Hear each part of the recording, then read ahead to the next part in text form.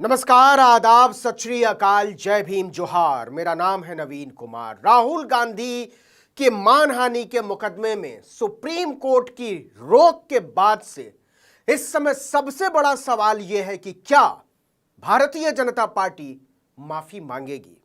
क्योंकि जब सूरत कोर्ट का फैसला आया था तब लाइन लगाकर सबने राहुल गांधी की लानत मलामत की थी, उन्हें ओबीसी विरोधी करार दिया था।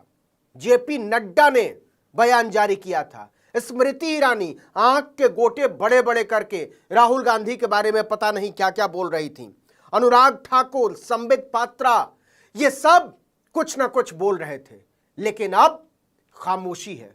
भाजपा के खेमे में सन्नाटा छाया हुआ है। किसी की समझ में नहीं आ रहा है कि हो क्या गया है। और एक लाइन की बात यह है कि राहुल गांधी ने भारतीय जनता पार्टी को, उसकी नीयत को, उसकी सोच को बेपर्दा कर दिया है।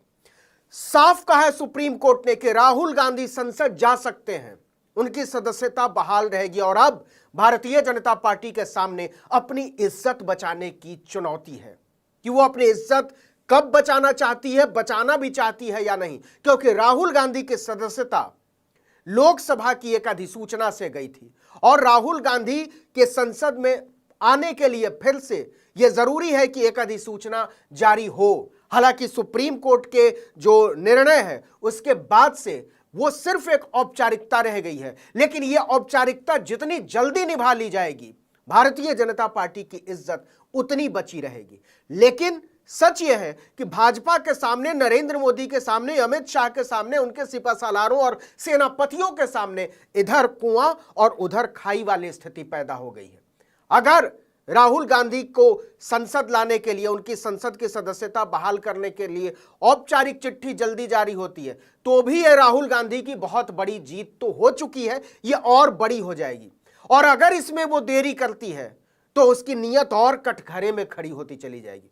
दोनों ही सूरतों में राहुल गांधी पर सुप्रीम कोर्ट का यह जो निर्णय आया है, यह जो फैसला आया है, सूरत कोर्ट और गुजरात कोर्ट के जो उसने सुनवाई से इनकार किया था उस पर रोक लगाने का, वो भाजपा के लिए मुसीबत बन गया है। क्योंकि राहुल गांधी किसी भी सूरत में अब संसद जाएंगे, वो चुनाव भी लड़ सकते हैं। अंतिम फैसला आने तक, सुप्रीम कोर्ट का अंतिम फैसला आने तक राहुल गांधी संसद जा सकते हैं, वो चुनाव भी लड़ सकते हैं। और भाजपा में कोई कुछ बोल नहीं रहा है। देखिए कि कैसे मैं कह रहा हूं, क्यों बोल रहा हूं कि भाजपा के सामने इज्जत बचाने का इकलौता तरीका है कि राहुल गांधी को संसद में लाने के लिए वो चिट्ठी जो भी जारी होनी है, जो भी औपचारिकता पूरी होनी है, वो पूरी कर दे।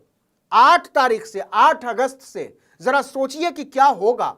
8 अगस्त से सरकार के खिलाफ अविश्वास प्रस्ताव पर चर्चा होनी है। 8 अगस्त की तारीख ऐतिहासिक तारीख है, इतिहास में दर्ज है। भारत छोड़ो आंदोलन का नारा दिया था महात्मा गांधी ने। और अगर राहुल गांधी की सदस्यता बहाल करने की चिट्ठी जारी होती है तो 8 अगस्त को राहुल गांधी संसद में होंगे। और जरा सोचिए कि क्या नजारा होगा, क्या दृश्य होगा संसद में जब राहुल गांधी कहेंगे कि नफरत भारत छोड़ो। मतलब उस ऐतिहासिक तारीख पर जब महात्मा गांधी ने कहा था अंग्रेजों भारत छोड़ो, राहुल गांधी संसद में बोल रहे होंगे नफरत भारत छोड़ो। यह दृश्य नरेंद्र मोदी पर कैसे गुजरेगा, भारतीय जनता पार्टी से कैसे बर्दाश्त करेगी, कैसे इसको सहेंगे अमित शाह और जेपी नड्डा जैसे लोग, यह अपने आप में सवाल है। और जो लकीर है वो ये है कि राहुल गांधी को पप्पू साबित करने की जो 7 साल 8 साल की कोशिश थी, उसके बाद जो सामने आ रहा है वो ये कि दरअसल नरेंद्र मोदी राजनीति के मामले में पप्पू हैं। राज करने का मतलब, प्रधानमंत्री हो जाने का मतलब, बहुमत साबित कर देने का मतलब ऐसा नहीं होता कि आप दरअसल राजनेता हो गए हैं। पप्पू आप हो सकते हैं। और ये जो मुकदमा है, जो अदूरदर्शिता थी भाजपा की, इसको लेकर उड़ जाने की, कि अगर भाजपा खामोश रह जाती सूरत कोर्ट के फैसले के बाद तो माना जाता कि उसके भीतर एक गरिमा है, एक राजनीतिक सदाचार है, एक सियासी शिष्टाचार है, आपस के लोगों को लेकर जो सद्भाव है उसका एक बुनियादी आधार उसकी वैचारिकी के अंदर है। लेकिन जिस तरीके से सूरत कोर्ट के फैसले के बाद से भारतीय जनता पार्टी ने हंगामा मचाया था, उसके बाद उसकी सोच, उसकी समझ, उसकी नैतिकता, ये सब बहुत छोटे नजर आने लगे हैं और नरेंद्र मोदी पप्पू नजर आने लगे हैं। और अब जो लकीर है उसके एक तरफ राहुल गांधी की ऊंची होती छवि है तो दूसरी तरफ नरेंद्र मोदी और उनकी वैचारिकी की पप्पू होती छवि है। तो दृश्य पलट गया है और नरेंद्र मोदी ने और उनके साथियों सलाहकारों ने जो अभियान छेड़ा था राहुल गांधी को पप्पू साबित करने का, अब वो दांव उल्टा पड़ गया है। क्योंकि अब नरेंद्र मोदी जो भी कर रहे हैं वो राहुल गांधी के कद को ऊंचा करता जा रहा है और उनकी छवि को, अपनी छवि को छोटा करता जा रहा है। तो ये अंतर जो आया है पिछले 8-9 सालों में, ये नरेंद्र मोदी पर, भारतीय जनता पार्टी पर बहुत भारी पड़ने वाला। जरा देखिए कि क्या क्या ट्वीट, भाजपा के लोग ट्वीट तक नहीं कर पा रहे हैं, ये भी नहीं कह पा रहे हैं कि हम एक सांसद साथी को वापस पाकर उनसे बहस में, चर्चा में हिस्सा लेने की उम्मीद रखते हैं। दूसरी तरफ कांग्रेस, उसमें जश्न का माहौल है। भारतीय जनता पार्टी सन्नाटे में डूबी हुई है और दूसरी तरफ कांग्रेस दफ्तर में जश्न का माहौल है। पहला जो ट्वीट आया है वो कांग्रेस का आया और उसने कहा कि यह नफरत के खिलाफ मोहब्बत की जीत है, सत्यमेव जयते, जय हिंद। प्रियंका गांधी ने गौतम बुद्ध को ट्वीट किया, उनको उद्धृत किया ट्वीट करते हुए और लिखा कि 3 चीजें ज्यादा देर तक नहीं छिप सकती, सूर्य, चंद्रमा और सत्य। गौतम बुद्ध, सुप्रीम कोर्ट को न्यायपूर्ण निर्णय के लिए धन्यवाद, सत्यमेव जयते। अधीर रंजन चौधरी, लोकसभा में कांग्रेस के नेता, उन्होंने ट्वीट किया राहुल गांधी के खिलाफ जो घिनौनी साजिश रची गई वो नाकाम हो गई है, हम स्पीकर को चिट्ठी लिखेंगे और फोन पर उनसे बात करेंगे। अखिलेश यादव, उन्होंने कहा कि भाजपा की नकारात्मक राजनीति का अहंकारी ध्वज आज उनके नैतिक अवसान के शोक में झुक जाना चाहिए। नैतिक ध्वज कहा है अखिलेश यादव ने, मतलब आपके भीतर नैतिकता नाम की कोई चीज नहीं है, आप दरअसल पाखंडी लोग हैं और आज आपका चेहरा, आपका असली चेहरा लोगों के सामने आ गया है। तो जो नया नैरेटिव अब बनता हुआ नजर आ रहा है, इंडिया और एनडीए के मुकाबले, आपने सुना होगा लोकसभा में अमित शाह का भाषण, वो लगातार इंडिया को लेकर, इंडिया अलायंस को लेकर बहुत परेशान थे। वो ऐसा लग रहा था जैसे संसद में नहीं, किसी चुनावी सभा में बोल रहे हैं, नरेंद्र मोदी की जय, नरेंद्र मोदी ऐसे, नरेंद्र मोदी वैसे, नरेंद्र मोदी फिर से आएंगे सत्ता में। सोचिए कि अभी तो 4 राज्यों के चुनाव होने, उसके बाद आएगी लोकसभा चुनाव की बारी, पता नहीं कब तारीख आएगी और उसके बाद चुनाव का माहौल बनेगा। लेकिन भाजपा अभी से संसद में चुनावी रैली करने लगी और वो भी अमित शाह कर रहे हैं कि नरेंद्र मोदी आएंगे वापस।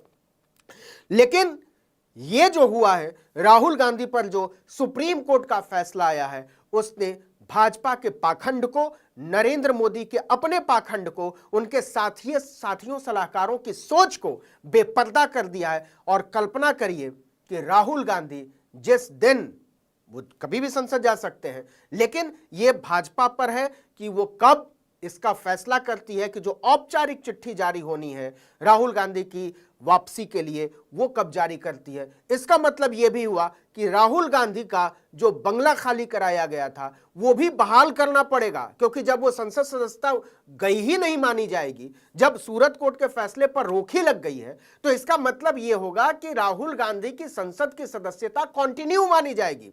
इसका मतलब वो कभी भूतपूर्व सांसद हुए नहीं, तो जब भूतपूर्व सांसद नहीं हुए तो राहुल गांधी का जो बंगला था, नैतिकता का तकाजा तो यही है कि वो बंगला उनको तत्काल वापस कर दिया जाए। आपको याद होगी वो तस्वीर जब राहुल गांधी अपने बंगले की चाबी जो है वो सौंप रहे हैं लोक निर्माण विभाग के अधिकारियों को, वो ऐतिहासिक दृश्य था और उन्होंने कहा था कि आप चेक कर लीजिए अपनी चीजें जो जैसी आपने दी थी वैसी हैं या नहीं। तो जरा सोचिए कि एक बार फिर से राहुल गांधी के घर का सामान उसी बंगले की तरफ ट्रक में जा रहा हो और राहुल गांधी उसको उतार रहे हों, कांग्रेस के कार्यकर्ता वहां खड़े हों, भारतीय जनता पार्टी पर क्या गुजरेगी। तो बहुत बड़ी नैतिक हार हुई है। यह केवल एक साधारण फैसला नहीं है अदालत का, यह भाजपा की, नरेंद्र मोदी की, अमित शाह की, उनके साथियों की, उनके सलाहकारों की, उनकी सियासत की, उनकी वैचारिकी की, यह सामूहिक नैतिक हार है। और आज नरेंद्र मोदी ने, जो राहुल गांधी का कद बड़ा हुआ है, उसके लिए इकलौते, अगर सबसे ज्यादा श्रेय किसी को जाता है तो नरेंद्र मोदी को जाता है। और कांग्रेस पार्टी को इसके लिए, भारतीय जनता पार्टी को, नरेंद्र मोदी को, अमित शाह को बहुत बहुत शुक्रिया कहना चाहिए, फूल माला गुलदस्ता भेजना चाहिए और उनके सामने जाकर यह कहना चाहिए कि आपका बहुत बहुत धन्यवाद जो आपने हमारे नेता को इतना बड़ा बना दिया। वरना हम तो यही सोच रहे थे कि हमारी और आपकी लड़ाई जो है नैतिकता के धरातल पर शायद अभी नहीं है, लेकिन अब जो लकीर खिंच गई है उसमें केवल लड़ाई नैतिकता की रह गई है। और सुप्रीम कोर्ट ने साफ साफ कह दिया है कि राहुल गांधी को जो सजा दी गई थी 2 साल की, वो सरासर अन्यायपूर्ण थी और हम तत्काल प्रभाव से इस पर रोक लगाते हैं। अंतिम फैसला जब आएगा तब देखा जाएगा कि राहुल गांधी के राजनीतिक भविष्य का क्या होता है।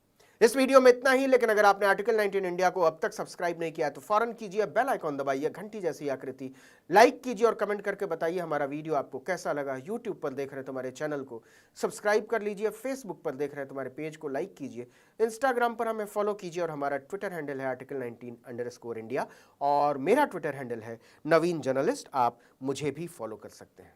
नमस्कार।